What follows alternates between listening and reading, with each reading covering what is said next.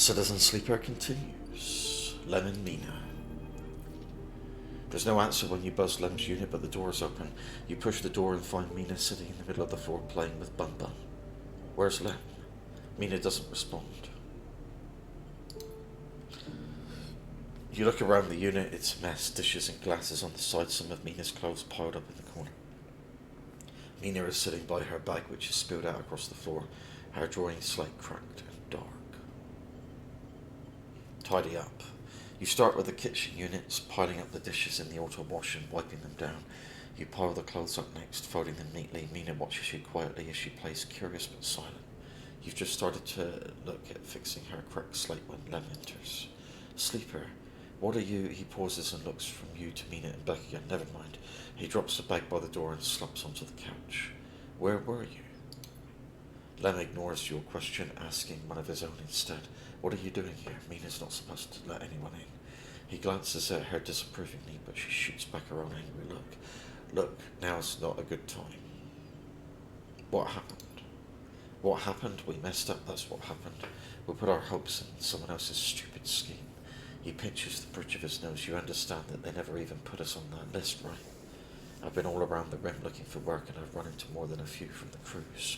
It turns out only long-time Havenage members were issued those Celis ID numbers. They never planned to consider us. Havenage say they didn't know that was what they were going to use to make the draw, and who knows, maybe Celis pulled the wool over their eyes. But what does it matter? All those hours in the yards for a hand-to-mouth wage and nothing else. He slams his hand down on the sofa. That can't be it. You are giving up? Lem opens his mouth to respond, but stops himself. He looks at the open door again. They are moving the side rail up the hub now, you know, he says without meeting your eye. That's where it'll depart from. They are bringing in a ship with all their cryo-sleep pioneers and transferring them up there in microgravity before loading the crew. We could sneak aboard. We could steal a ticket. You think they're just going to let people on board? The security they'll have has to be impossible. He looks over at Mina. Look, we'll be fine. We always have been. I just need a little time. He sighs. We had our hearts set on that trip is all. Mina comes over and climbs on his lap. He smiles. What if I got you on board? I missed you these past few cycles. I missed that optimism. Lem strokes Mina's hair. Look, you want to go up to the hub and ask around, be my guest. I can't get up there with Mina down here, and I'm sure the side wheel will bring in a crowd. But be careful, this kind of thing always attracts scammers and thieves. You find any way on board, you take it. You need help to get there, ask me. But for now, me and Meanie here are sticking on the eye. She looks up at him and smiles. I'll find a way for us all. Lem smiles but doesn't say anything. You stand to leave and Mina grabs your hand, eager to give you one more smile. Then you are out, back in the walkways of the low end, already thinking of plans to make this right.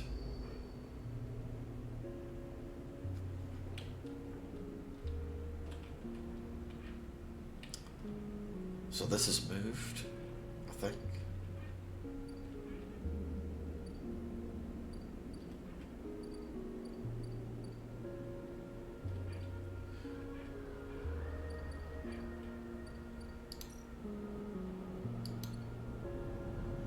One crap dice left.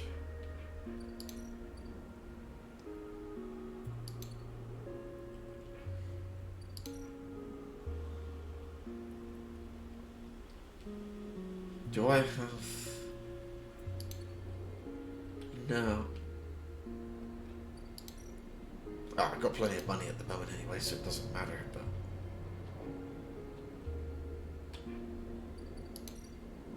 Go grab myself for 64.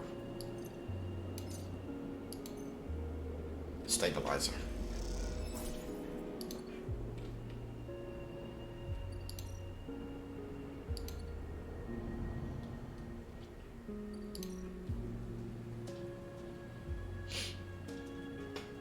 Not much I can do with this, really. Can work the stacks for some cryo.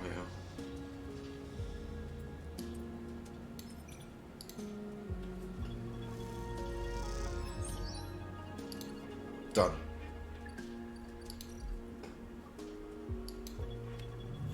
And I end the cycle.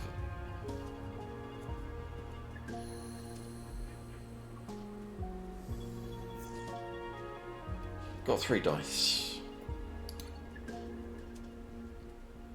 I'm determined to work on this.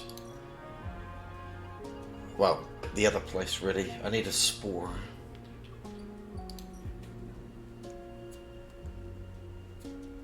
So I use the best one I've got. It's risky. I get 2, that's good.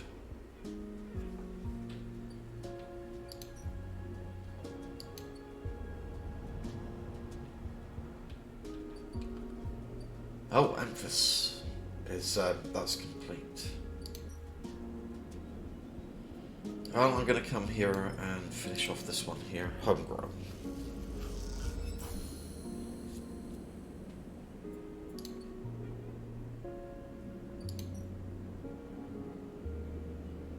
First batch. Tella has locked herself away in the back room while she focuses on the distilling, and she won't let anyone in or out, so we've got another cycle clock there. We've got to wait on that.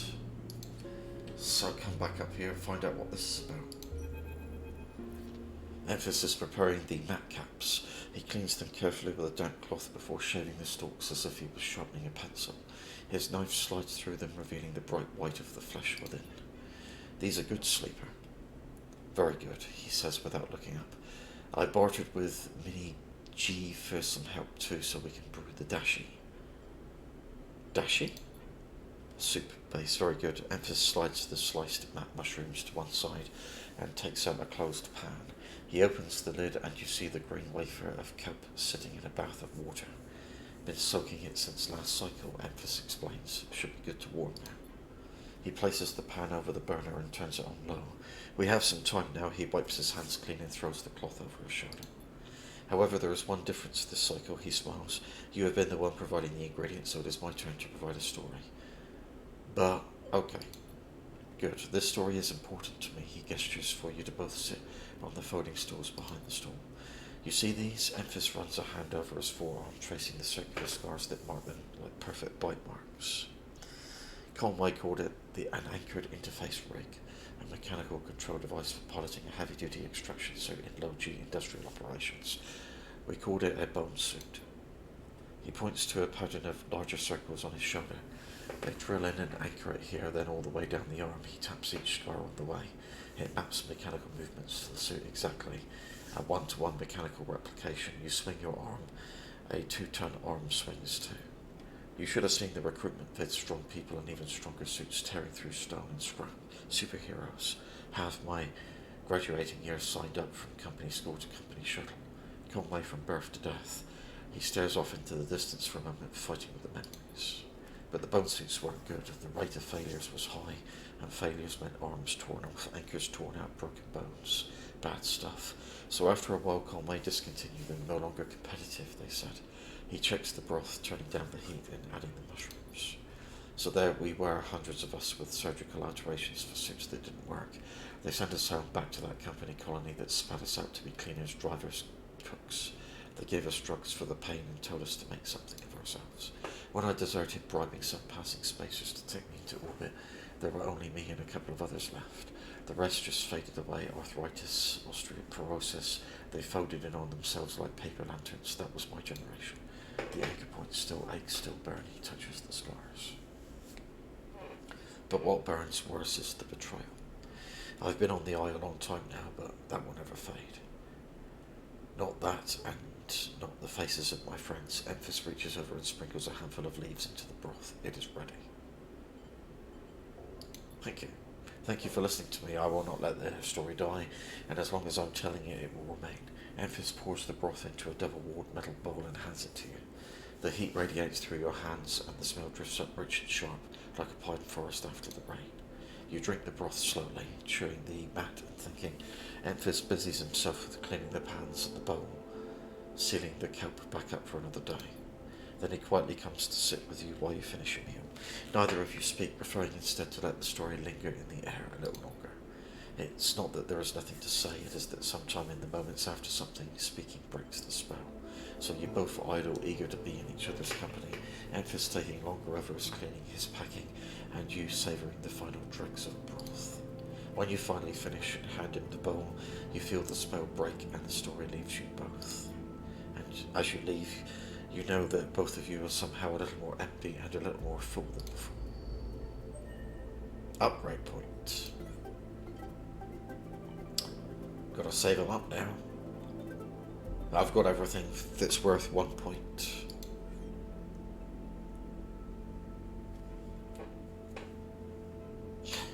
So, back to the...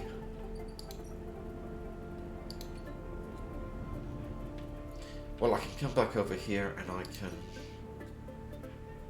I have a spore. So that makes progress in fungal beds. But not enough, I need another one.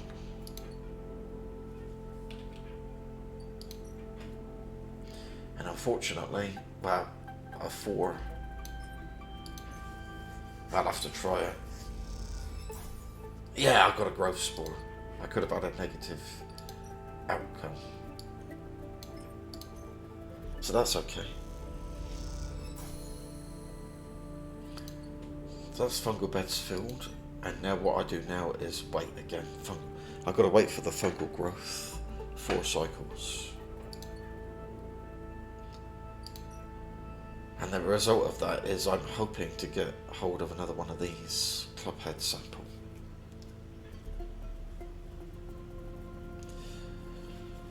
I do have 5 Garou caps.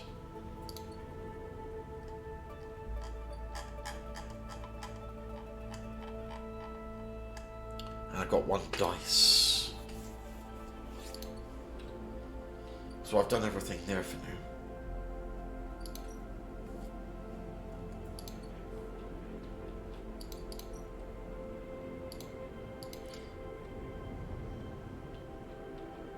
So what else do I work on? Can I use the caps for anything?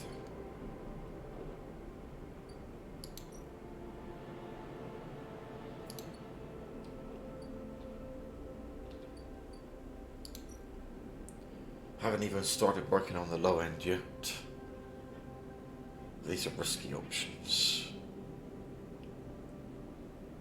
And it's telling me here what I get.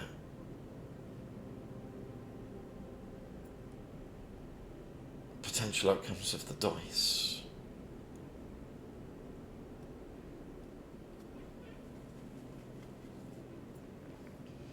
To make progress in low ender.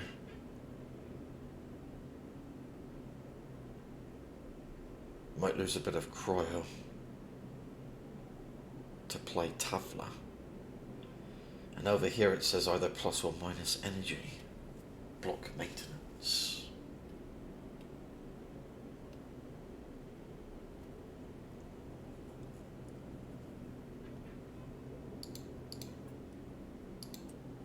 Ah.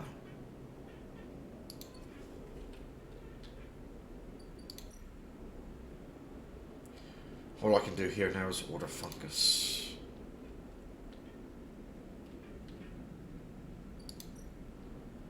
I gotta wait on that one. I can still do a bar shift.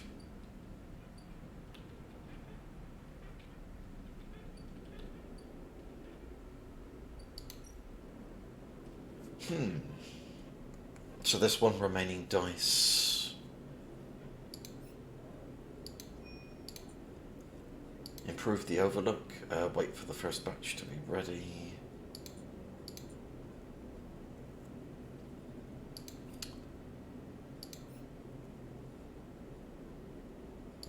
And spend time as a yet again enforcer. There's another one I could work on.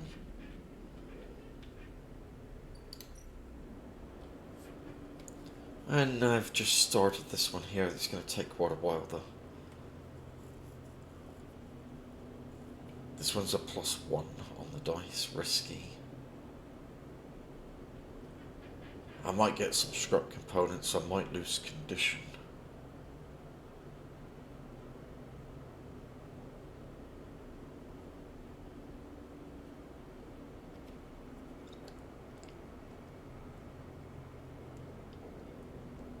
Ah, risk it.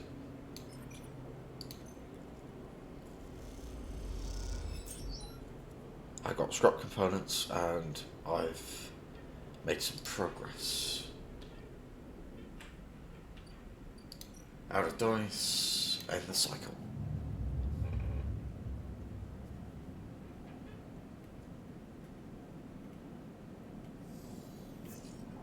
Alright, new dice.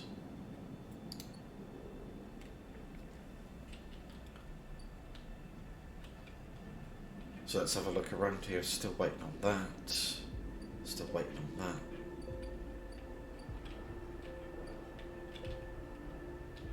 Gonna stay focused, I think.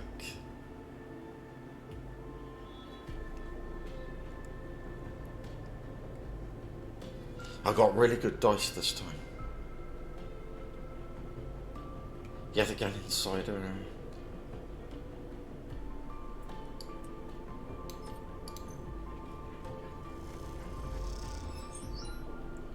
I get energy and make progress.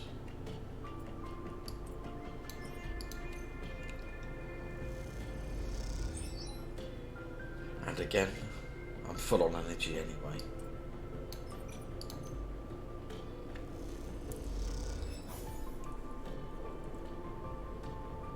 Ah.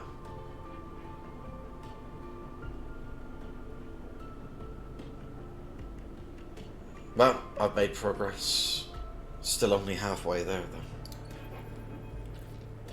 As you say your goodbyes to the other enforcers and walk back through low-ended chirping catches your attention. In a quiet corridor away from the main thoroughfare, someone has stuck a small recorder to the wall with sealant tape. Written across the fluorescent tape is one word: sleeper. You peel it away from the wall, and as you do, it triggers some kind of improvised trip switch. Sleeper, Sabine's voice crackles through. I have seen you with yet again members. Are they holding you captive now to a high wine? I am sorry if I've dragged you into this. Do not trust them. Something is happening within the gang. Some kind of power struggle. You cover the speaker a little, their voice too loud in the quiet corridor. I will come soon. Thanks to your efforts, I've located most of their properties at the right time. A pause. I will see you soon. Don't give up. Remember our deal. The recording cuts out. You stare at the recorder, processing what you've just heard. Hearing Sabine's voice again opens up something inside of you. An SNR employee. Do they know that I know? You struggle with a mix of concern and distrust. You throw the recorder into a nearby waste chute as you leave the corridor, still unsure who to trust, and head quietly out of the low end.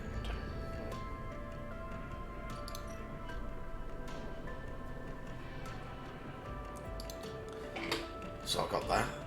I'm out of dice.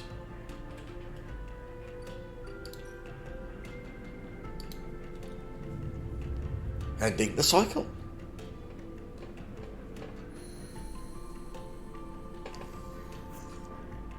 New dice.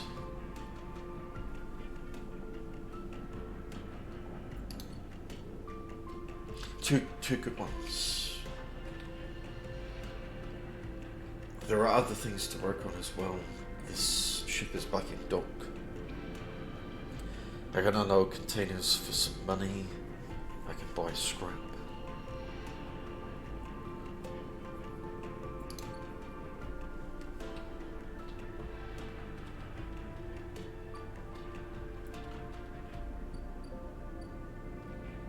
Still waiting on that.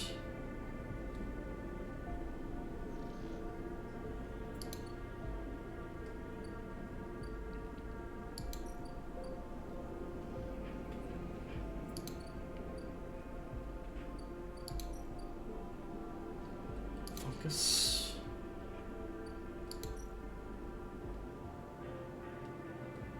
Work on low ender. Not even started that yet.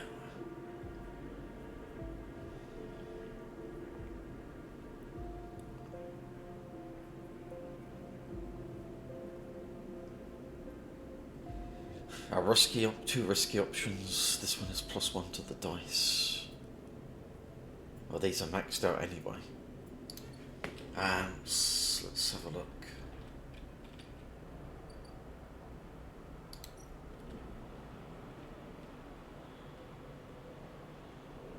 Random items. Steel shipment.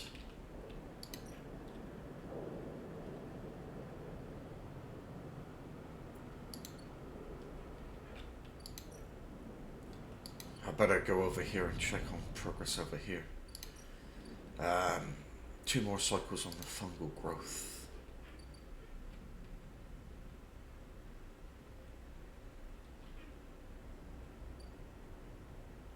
Uh-huh.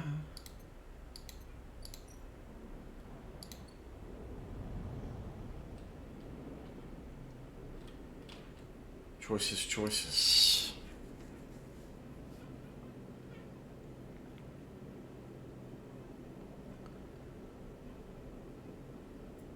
I think I'm going to start working on this as well now. Low ender.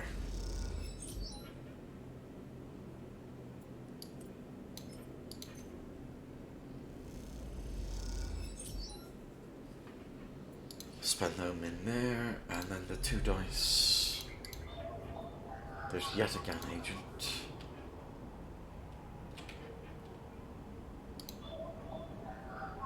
There's a Havenage agent.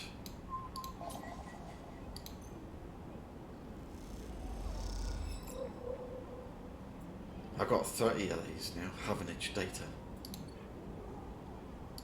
I'm out of dice. I end the cycle again.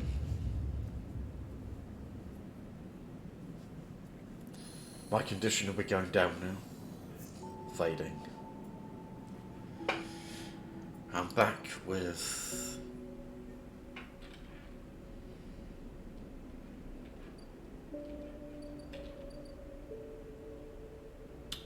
What's happening here?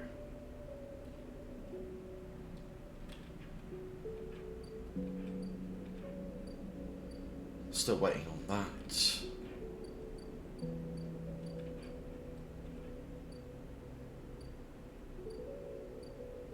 So the new openings here. The this one's locked over here. Tracking Havenage. Oh, here we are. I was just talking about this. You've heard that the yet again enforcer based here has been paying low-end residents for information on Havenage movements. I got 30 of them. I get 10 cryo each time.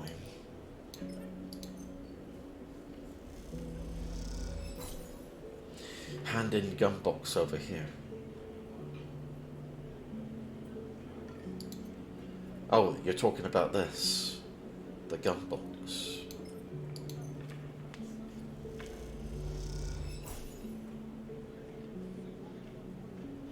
Neutral outcome.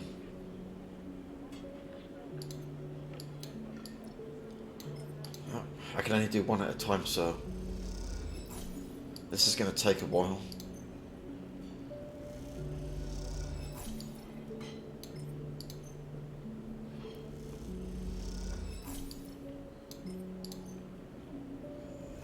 Ah, nice amount of money.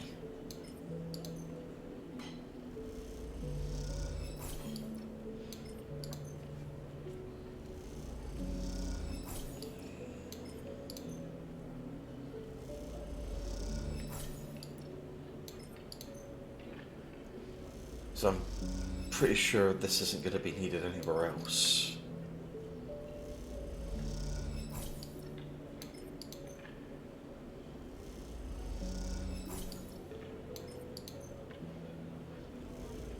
A bulk option would have been nice. Sell them all at once.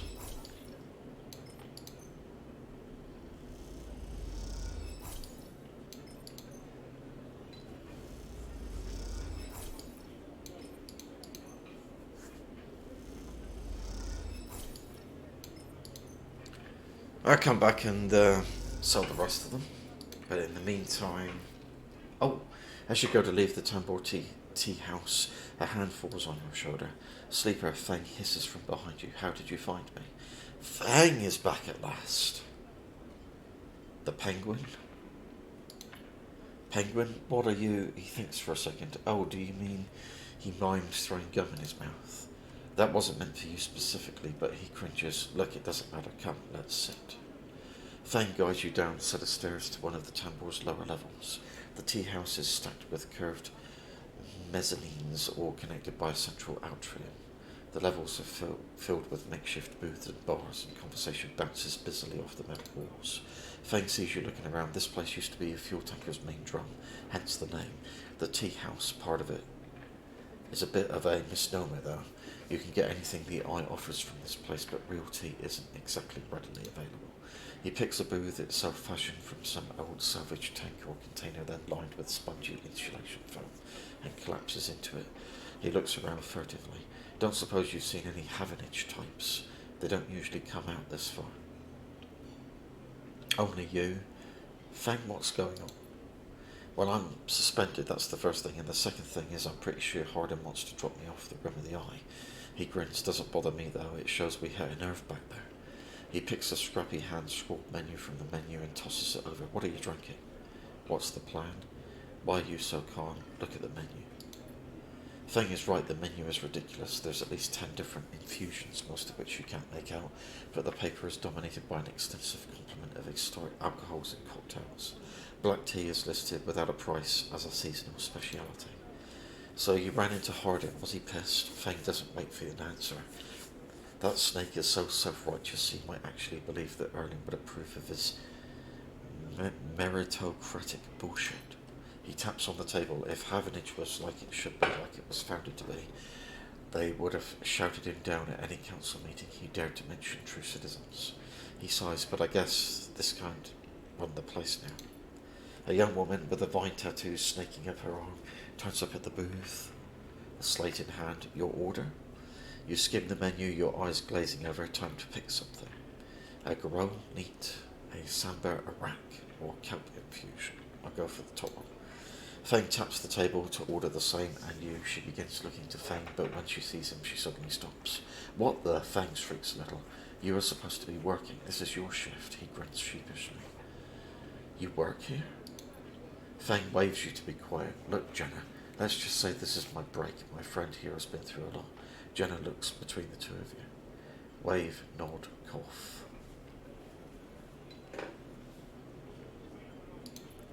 Fang doesn't look pleased. 2 minutes, says Jenna, pointing at Fang, and only because I don't want to get dragged into whatever this is. She gestures at the table and walks off. What? Fang stretches in the booth. You know how it is. We all have to eat. Plus, he leans in. This is the best place around here to find a person you might be looking for.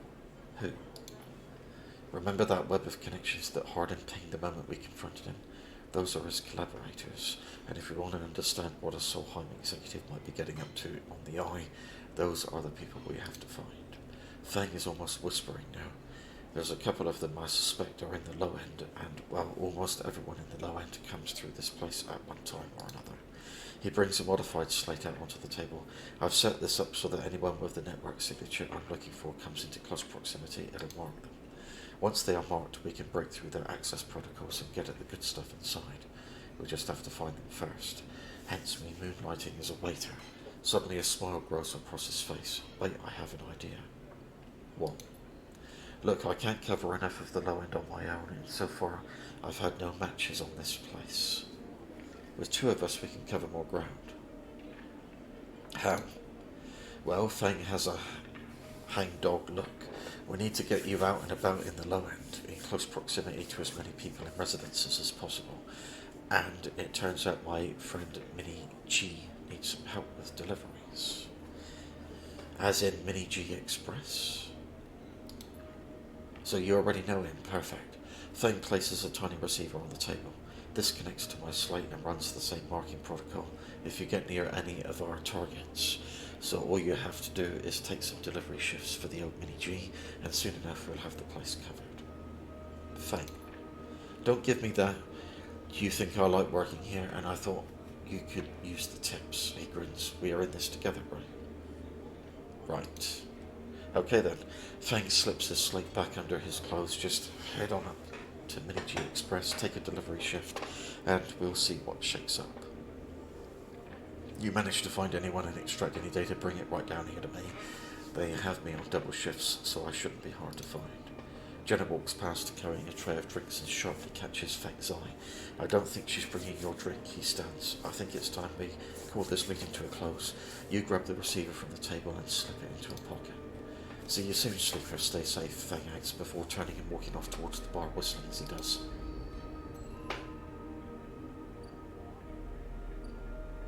So we've got the Tambo Tree Tea House.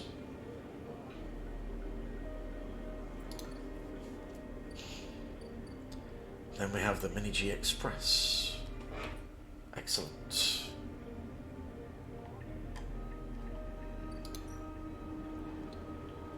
And...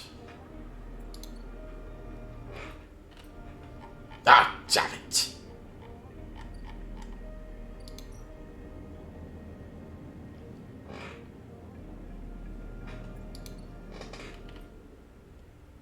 Nine seconds ago, I had a save. 31 minutes on the clock. See you next time.